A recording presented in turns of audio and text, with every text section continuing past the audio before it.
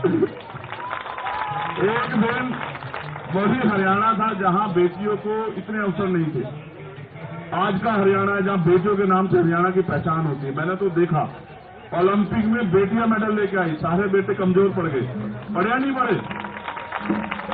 तब हम खुश हुए, हमने तालियां बजाई, हम सेल्फी खिंचवाने के लिए घूम रहे थे। और मुझे तो इस देश में इतने मजबूत प्रधानमंत्री मैंने देखा, जो टीम हार भी गई उनको उन्होंने फोन किया कि भाई आप घबराना मत। लेकिन आज पता नहीं पिछले कुछ समय में परिस्थिति बदली। आज वो बेटियां यहीं बैठी हैं उनसे कुछ गज की दूरी पे, आज आवाज नहीं जा रही है, आज आवाज नहीं जा रही है। देखो पिछले कुछ समय में बहुत कुछ बदला, इस बात पे गहराई से सोचो आप लोग। ये आज की लड़ाई नहीं, जब भी कोई लड़ने के लिए आए, चाहे वो किसान हो, नौजवान हो, कोई भी हो, चाहे किसी जाति का और धर्म का अपने अधिकारों के लिए आ, सरकार ने एजेंडा सेट कर दिया तभी। अब बजरंग के साथ एक अच्छी बात यह है, आप ऐसे फोन करो या ये आपको फोन करे तो ये कहेगा सीधा एकदम सुनते कहेगा राम राम। अब इसको कैसे आप एजेंडे में सेट करोगे? आप इसको मुसलमान कहोगे, आप इसको खालिस्तानी कहोगे, आप इसको धर्म विद्रोही कहोगे, आप इसको टेररिस्ट कहोगे, क्या कहोगे? यहां सरकार आके फंस जा रही है, वरना सत्य था ये यहां बैठने नहीं देते। ये तुम दमदार लोग हो भाई। अगर यही मुकदमा किसी गरीब आदमी पे हो गया होता ना, उसके परिवार की खाल खींच के घुस भर देती पुलिस। हमने जिंदगी देखी है, यहाँ 20 साल हो गए मैं काम करते हैं। अगर न्याय सबके लिए समान होता फिर एफआईआर के लिए कोर्ट नहीं जाना पड़ता। देखो ये भी एक सत्य है, जब तक वो फेडरेशन के अध्यक्ष रहेंगे तब तक कुछ भी निष्पक्ष नहीं हो सकता। बिल्कुल ये बिल्कुल सत्य बात है, जब तक वो फेडरेशन के अध्यक्ष है तब तक निष्पक्ष न्याय तो छोड़ दो, न्याय का मात्र होना नहीं, न्याय दिखना भी चाहिए। जब आप उस पद पे बैठे हो तो कहां से न्याय हो जाएगा? और जब आप उस पद की ताकत का दुरुपयोग कर रहे हो तो कहां से न्याय हो जाएगा? मैं तो ये समझ रहा था कि ब्रजभूषण जी अपने आप जो वो इस्तीफा दे देंगे कि भाई पहले निष्पक्ष जांच होने दो। कल से मीडिया ने एक चीज चलाई कि भाई कमेटी की रिपोर्ट भी नहीं पड़ी, वो भी कह रहे हैं कमेटी की रिपोर्ट भी नहीं पड़ी। ओ भैया कमेटी कौन सी है जी? कोई निष्पक्ष कमेटी है? कोई जैसा उस कमेटी को लीड कर रहे हैं सरकार के लोग हैं, सरकार के नेता हैं, सरकार से जुड़े लोग हैं। मेरा तो ऐसा मानना है जिनका रोजगार इस सरकार से चल रहा है वो बेचारे क्या निष्पक्ष हो जाएंगे बताओ? अगर कमेटी बनानी है ना तो चीफ जस्टिस साहब बैठे तो हैं, उनके नेतृत्व में बनवा दो, पता लग जाएगा तुम्हें सारी चीज का कैसे जांच होती है। देश के लिए सबसे महत्वपूर्ण बात आज ये है कि देश के जो सुप्रीम कोर्ट के हमारे चीफ जस्टिस हैं उनके वो रीढ़ की हड्डी वाले हैं और यही सरकार के लिए परेशानी है, यही एकमात्र परेशानी है। देखो मैं तो यहाँ मीडिया के लोग बैठे हैं, एक हमारी बहन उधर खड़ी है प्रज्ञा, मैं तो ये कहना चाहता हूँ सुप्रीम कोर्ट के चीफ जस्टिस साहब से भी कि गरीब आदमी सुप्रीम कोर्ट नहीं पहुंच पाता, आपको उसको सरल बनाना चाहिए। 2-3 लाख रुपए नहीं है लोगों के पास कि लोग सुप्रीम कोर्ट आ जाए, जबकि वो न्याय का सबसे बड़ा मंदिर है। अगर कमेटी बनानी है और ब्रजभूषण सिंह जी भी सुनेंगे मुझे तो कमेटी बनवा दीजिए ना चीफ जस्टिस साहब के नेतृत्व में, हम भी मान लें। और हम तो क्या कह रहे हैं, हम तो निष्पक्ष जांच की बात कर रहे हैं ना। निष्पक्ष जांच तब होगी जब ब्रजभूषण जी इस्तीफा दे दें। आप मेरी एक बात को गलत साबित कर दो, डिनाई कर दो। अगर यही पोस्टों के एफआईआर किसी और पर हुई होती तो क्या वो आज बाहर घूम रहा होता? क्या बता रहा आप सब लोग बता दो। अच्छा देखो, हाँ बोल दो सर। अच्छा देखो एक चीज और सुनो, पिछले कुछ समय से ट्रेंड बदला है। आरोपी के पक्ष में पंचायत होती है, आरोपी के पक्ष में डिबेट होती है और हमारी सम्मानित मीडिया खड़ी है, ये उसको डिफाइन करने लग जाते हैं बार बार। देखो भक्ति से काम नहीं चलेगा, भक्ति तो आशाराम जी की भी बहुत लोग करते थे, नहीं करते हैं। बता दो, उदाहरण बता रहा हूं, एक मिनट समय उदाहरण बता रहा हूं आपको। जब तक उनसे कोर्ट का फैसला नहीं आया, जो लोग उनको आराध्य मानते थे उनको पूछते थे, मैं पूछते नहीं पूछते। जब कोर्ट का फैसला आया तभी तो पता लगा ताकतवर है तो क्या अपराध नहीं कर सकता है? क्या धर्म का छोड़ा उड़ने तो अपराध नहीं कर सकता? कर सकता है। हरियाणा के लोग तो राम रहीम जी के गवाह। बताओ, आप इस बात को नोट करो। देखो पैरोल मिलती है, सब कुछ मिलती है, आम आदमी को दिला दो पैरोल। ये क्यों है? ये इसलिए है कि सत्ता पक्ष अपने हिसाब से एजेंडा सेट कर रहा है। देखो मैंने 2 उदाहरण इसलिए दिए कि जब आसाराम जी पे अगर कोर्ट ने तय कर दिया और फिर कोर्ट ने सजा की, तो जब आसाराम जी और राम रहीम जी के निर्णय में हमें पता लग सकता है कि कोर्ट सही है, तो ब्रजभूषण जी का फैसला भी कोर्ट में छोड़ दीजिए। आप क्यों डिफाइन करने लगे हैं? उनको गिरफ्तार तो होने दीजिए, सब ताकत कम तो होने दीजिए। जब वो सत्ता में बैठे हैं, ताकत में बैठे, कैसे न्याय हो जाएगा? ऐसे न्याय संभव नहीं। देखो, हमें गौरव करना चाहिए कि किस माहौल में हमारी बहनें और हमारे अंतर्राष्ट्रीय खिलाड़ी जिन्होंने देश का प्रतिनिधित्व किया, आज वो यहाँ हैं। परसों रात पता लगा था बिजली काट दी, पानी काट दिया। चलो चिंता मत करो। देखो, मेरे साथ थोड़ा सा ना मैं नया काम अपना कर रहा हूँ। बजरंग साथ में बैठी हमारी छोटी बहन, अगर ये काम ना होता तो मेरा गद्दा ही गिरवा देता मैं। ठीक है, मैं एक ऐसा आदमी ना, मैं अपनी बहनों के आंसू नहीं देख सकता। लखनऊ में रोई थी हमारी बहनें, मैं 4 दिन तक वहीं उनके साथ ही बैठा रहा और सरकार को हमने झुका दिया। सरकार को फैसला लेना पड़ा कि नहीं, ये गलत है। तुम्हारे आंसू देखते हैं ना तो कलेजा छलनी हो जाता है। मेरी बहनों, आंसू मत बहाना। तुम्हारे एक एक आंसू पे लहू का आखिरी कतरा बहा देंगे हम लोग। क्या बात करती है? आंसू मत बहाओ। देखो, न्याय तब होगा जब वो फेडरेशन के अध्यक्ष पद को, अगर नैतिकता होती छोड़ देते, नैतिकता नहीं, वो कोशिश करें कि बच जाएं। अगर अपराध करके बचना चाहोगे तो फिर कैसे चलेगा, कैसे संभव हो पाएगा? इसलिए देखो, प्रधानमंत्री जी से हमारी कोई लड़ाई नहीं, क्योंकि ये सवाल ये है कि जब आप सबके आंसू पूछ रहे थे, जो हारा जो जीता, जिन्होंने देश को गौरव किया, तो आपकी तरफ से एक आदमी तो आता उनके आंसू पूछने के लिए। और अगर देखो, मैं ये भी कह रहा हूं स्पष्ट, यहां हमारे सभी भाई मौजूद, जाति, धर्म, पार्टी, सब चीजों से ऊपर उठ के, अगर किसी सरकार के अलावा किसी दूसरी पार्टी के लोगों से अपराधी जुड़ा होता तो सरकार के लोग हिला कर देते सब कुछ। लेकिन बुरा यह है कि सरकार से जुड़े हुए लोगों पर आरोप है। तो आप ये देखो, उनके यहां भी महिला नेता, एक महिला नेता अगर ये कह दे, कहते ना जमीन जिंदा हो तो आदमी इंसाफ की बात कर लो, यही कह दे कि भाई इस पर जांच हो जाए। बताओ, दिख नहीं रहा? इतनी बड़ी बड़ी नेता उनकी पार्टियों में है, नहीं दिख रहा है। ये तो कह दो इस पर जांच करा दो, इसी का दबाव हो जाए। अगर आप सब लोग देशवासी मेरी बात पे गौर करें, अगर अपराधी हमारा है तो हम चुप रहेंगे, अगर अपराधी दूसरी पार्टी का तो हम बोलेंगे। इसको जिंदा रहना कहते, जो जिंदा रहना नहीं होता। ये तो मुंह दिखाई की बात हुई। मेरा तो ये मानना है, मैं तो अभी अपील करूंगा अपनी महिला नेताओं से जो तमाम पार्टियों में, आओ ना, बैठो इनके बराबर में। आप किसी भी पार्टी में आओ ना, इनके लिए न्याय की मांग करो। अगर आप जिंदा, फिर आपकी उन कुर्सियों में बैठने का कोई फायदा नहीं है। जिन कुर्सियों में बैठ के आप महिला सशक्तिकरण की बात कर रही हैं, महिलाओं को न्याय देने की बात कर रही है, महिला सुरक्षा की बात कर रही है, कौन सी सुरक्षा? जिस देश में अंतर्राष्ट्रीय खिलाड़ी सुरक्षित नहीं है, वो बच्चा सुरक्षित नहीं है जो देश को गौरवान्वित करती है, तो कौन सी सुरक्षा की बात कर रहे हैं? इसलिए मेरी मीडिया के माध्यम से अपील है प्राइम मिनिस्टर जी से, वो हम सबके प्राइम मिनिस्टर हैं, वो इनके भी प्राइम मिनिस्टर अंतर्राष्ट्रीय खिलाड़ी है या नहीं है? बताओ तुम्हारे प्राइम मिनिस्टर है या नहीं है? इनके माध्यम से हमारी 2-3 अपील ये है। पहला, वो नैतिकता के आधार पर ब्रजभूषण छोड़ दे और जांच होने दे, पहला। दूसरा, कोई भी अगर जांच कमेटी बनानी है न्याय देने के लिए, तो वो सुप्रीम कोर्ट की निगरानी में बने। सरकार के लोगों पे कोई भरोसा नहीं, क्योंकि सरकार के लोग तो समर्थन दे रहे हैं। तीसरा, उनकी गिरफ्तारी होनी चाहिए। पहले उनकी गिरफ्तारी हो, उनकी ताकत कम हो, तब जाके मुझे उम्मीद है कि न्याय सुनिश्चित हो पाएगा। और बड़े पैमाने पर चौथी बात, ये झूठ फैलाना बंद करो कि ये जाट समाज के बच्चे हैं, ये हरियाणा के बच्चे हैं, ये देश के, जब ये मेडल लाए थे ना तब ये देश के थे, आज भी ये देश के ही। क्यों भाई, देश के हो या नहीं हो? देखो, जाति व्यवस्था तो इस देश में है, और आदमी को पैदा होने के बाद पता लगता है किस जाति में पैदा हो गए। पैदा होने से पहले भी किसी को पता होता है कौन सी जाति में। तो जब तक जाति व्यवस्था रहेगी तब तक तो ऐसे तो न्याय तो मिल जाता, कहां से खत्म हो जाएगी? ऐसे नहीं खत्म होगी, खत्म करनी पड़ेगी जब अच्छे लोग सोचेंगे इस बारे में भी कि जाति की वजह से कितना नुकसान हो रहा है। चुप हो जाओ।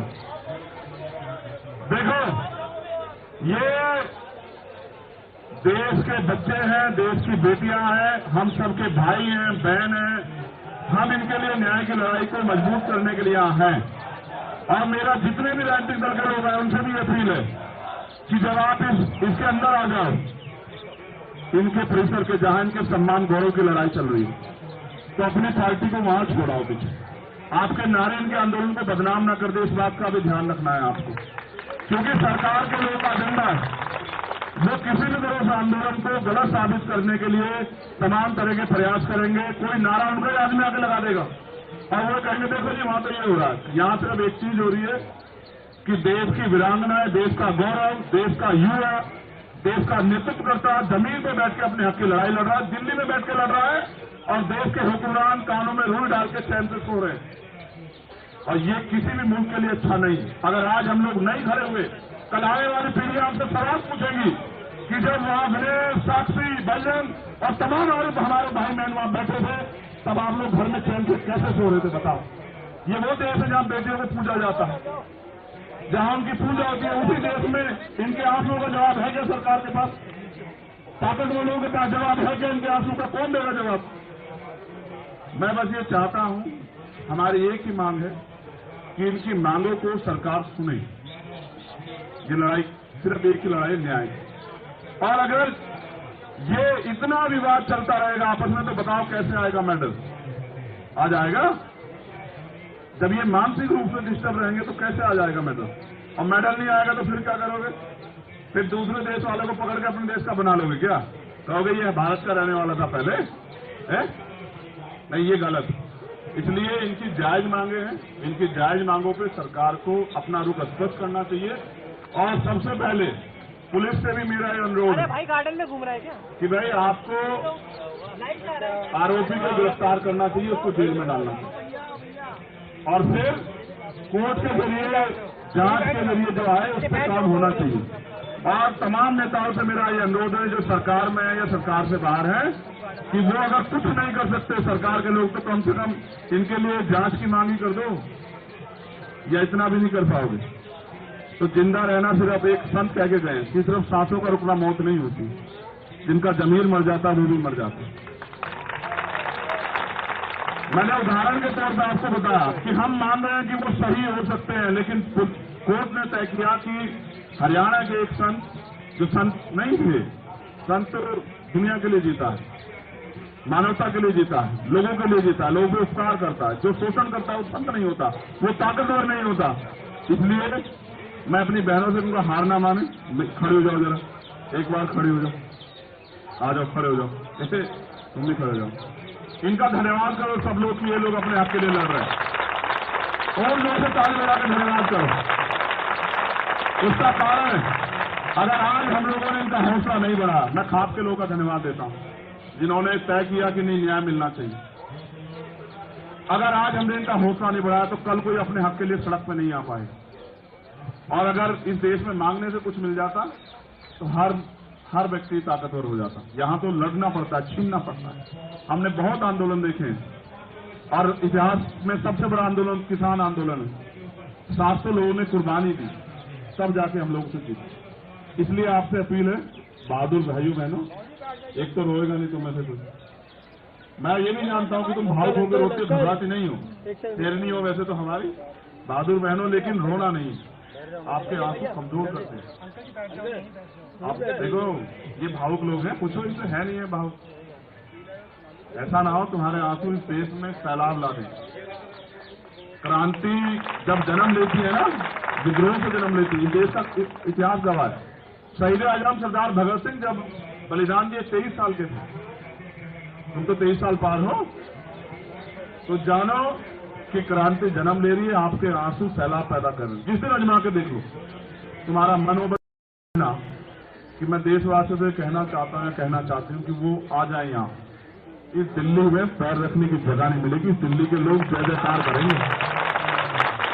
मेरी बात अगर तुम्हें लग रही है समझो, पहले तो ये सब लोग सीनियर लोग जानते हैं कि मैं कोई बात हल्की कहता हूं क्या बताओ? मजूर से ज्यादा नहीं कहता। और यार जवाब मैंने 5 लाख लोग उतारे यहाँ, सरकार को एक दिन में हमने हिला दिया। देखो मगर ये लड़ाई न्याय की है ना, इसलिए कह रहा हूं, जिस दिन मन करे अजमा के देखना और कह देना एक बात माइक से कि देशवासी तो मेरी अपील है कि हमारी लड़ाई में आ जाओ। मैं उन खिलाड़ियों से भी कहना चाहता हूं जो घर बैठे हैं, आज इनकी बारी है, कल आपकी भी आ सकती है। फिर क्या करोगे? फिर किसके पास जाओगे? फिर किसको कहोगे? हमारे यहां तो समझाते हैं देसी भाषा में कि एक मुर्गे पे आंच आती है तो दूसरा आराम से दाना खाता है। ना हम मुर्गे हैं, ना ये मुर्गे हैं। ये योद्धा है और इनकी लड़ाई लड़ने के लिए हम लोग तैयार हैं। तो आप सबसे अपील है, डटे रहिए और जब आप कहोगे बता देना। तुमसे हार जाएगी सरकार, हमारे जैसे लोगों की जरूरत ही नहीं। देख लेना, डटे रहो मैदान में, ठीक है। और जिस दिन प्रशासन के लोगों से, पुलिस के लोग निवेदन है, देखो भाई परसों तो काट दी बिजली यार, देखो हाथ जोड़ के निवेदन है। हाथ ही जोड़ सकते हैं, कमजोर लोग हैं। आप बिजली पानी मत काटना, आप यहां काटोगे और वहां भी कटवा देंगे। मुरादाबाद वाली, मोदी नगर वाली, आप बेहतर जानते हो, बताने की जरूरत नहीं है। यहां में अगर हमारे भाई बहन तरसेंगे तो बहुत लोग तरसेंगे। वो भी तरसेंगे जिनके घर में पानी मंत्रियों के बहुत बहता है, वहीं से कटवा देंगे मुरादनगर से। हम जानते हैं पानी का इलाज पानी कहां से होता है। तो इसलिए कह रहे हैं कि भाई हम हरियाणा की मानो, बस ये बात जान लो कि अन्याय नहीं होने देंगे अपने बहन भाइयों के साथ। आप लड़ो, पूरा देश आपके साथ है, मुट्ठी भर उन पे मत वो करो। आपके खिलाफ वास्तव मीडिया में बहुत कुछ चल रहा है। मेरा मानना है जिनके खिलाफ चले वो समझ लो कि वो सही, क्योंकि चलाने वालों के डीपी देख लो आप, इसने तो हटा दी, इसको तो पूछा किसने, इसने तो हटा दी। नहीं, वो प्राइम मिनिस्टर हम लोग सम्मान करते हैं, लेकिन उनको भी हमारी भावनाओं का सम्मान करना चाहिए। उनको भी देश की बेटियों का सम्मान करना चाहिए, देश के खिलाड़ियों का सम्मान करना चाहिए। उनको भी इनके आंसू की कदर होनी चाहिए। अगर पगड़ी बंध गई है तो उसकी लाज तो रख लो यार। तो बहुत बहुत धन्यवाद, मैं तो आपका धन्यवाद करता हूं। अन्याय के खिलाफ अगर आप बोल रहे हो, एक मिनट, नहीं एक मिनट तो फार्मर रुक जाओ, किसानों रुक जाओ। मैं तो इससे सुनना चाहता हूं, ये बहुत बहादुर है, ये आवाज लगा के बताए कि ये इस लड़ाई को कहां तक लेके जाएगी। हम तो तब तक नहीं रुकेंगे, तेरे साथ खड़े हैं साई की तरह। तेरी माँ, उस माँ की कोख से जन्म नहीं लिया जिसने तुमने जन्म लिया, तुम तीनों ने, चारों भाइयों बहनों, सब लोगों ने। लेकिन ये मानना कि अगर खून का आखिरी कतरा भी देना पड़ा तो याद रखना कि यही मिलेंगे खड़े, किसी समय याद करके देखो। सब चीजें बाद में, तुम बताओ तुम कैसा महसूस करती हो, ये जो लोग तुम्हारे समर्थन में आए हैं, किसी पार्टी संगठन के नहीं, बस तुम्हारे भाई हैं, तुम इस लड़ाई को जीतना चाहते हो, तुम लोग बताओ। हम तो यही करेंगे। आपने बताया सर, पहले तो सबसे पहले आपका बहुत बहुत धन्यवाद, और इन सबका तो बहुत बहुत धन्यवाद है। 8वां दिन आज सब लोग डटे हुए हैं, डेली समर्थन में आ रहे हैं। तो बस ऐसे ही साथ बने रहो, और जब तक हमें न्याय नहीं मिल जाता हम यही डटे हुए हैं, हम यही डटे रहेंगे।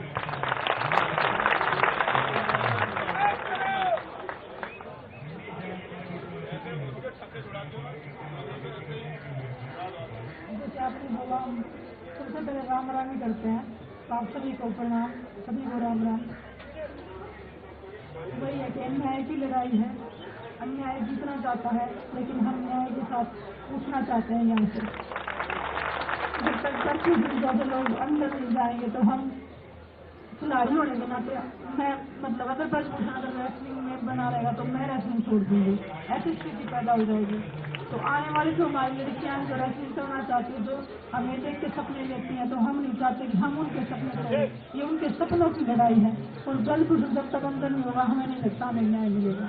तो ब्रजभूषण को अंदर जाना होगा, हमें मतलब न्याय दिलाने के लिए आपको लड़ना होगा। आप सभी को राम राम। जैसे भाई ने हमें हौसला दिया है, तो इसे और भी खुशी मिल रही है आप लोगों का प्यार देखकर, समर्थन देख के। और जैसे भाई ने कहा है ना, ऐसे इंसाफ लेके उठेंगे, तो इंसाफ लेके उठेंगे।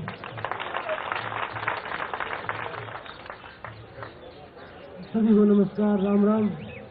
जैसे भाई ने बताया, हमारी कोई संस्कार नहीं दिए हैं माँ बाप ने भी, कोचिंग ने भी, कि भाई सब बड़ों का आदर सम्मान करिए।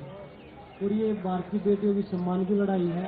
जब तक न्याय नहीं मिलेगा, कोई भी कुर्बानी देनी पड़े, जैसे भाई ने बताया कि किसी भी कुर्बानी के लिए हम तैयार हैं। जब तक न्याय नहीं मिलेगा ये लड़ाई जारी रहेगी।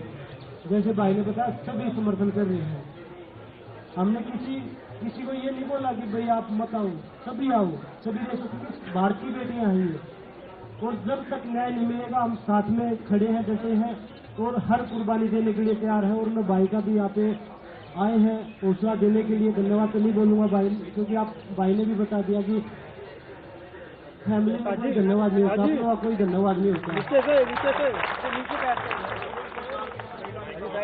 अरे यार जी बिल्कुल, मैंने पहले भी बोला आजाद भाई की सभी लोग आए, बोला कि 140 करोड़ हिंदुस्तानियों का यहाँ वेलकम है। सभी लोग आके यहाँ पे भारत की बेटियों को न्याय दिलाने में मदद करें। ये सारी एक आर्मी है जी, ये सारी आर्मी है, पूरा देश एक आर्मी है और आप लोगों का सपोर्ट देके और मजबूती के साथ आगे बढ़ रहे हैं और इतना हौसला आप लोग हमें दे रहे हैं कि ये लड़ाई आगे लड़ते रहिए, हम आप लोगों के साथ हैं। जिस पूरे देश से आ रहे हैं तो मैं आप सभी का दिल से धन्यवाद करता हूँ कि आप लोग यहाँ पे आए हैं और हमें हौसला दे रहे हो, तो आप सभी का धन्यवाद। और आजाद भाई आपका भी बहुत बहुत धन्यवाद यहाँ पे आने के लिए। ये धन्यवाद करते ही सारा भाईचारा लड़ाई कमजोर पड़ जाती है। देखो, हमने तय किया यहीं वो करके, बैठ जाओ आराम से, वापस बैठ जाओ, कि इस लड़ाई को हम जमीन पे लेके जाएंगे।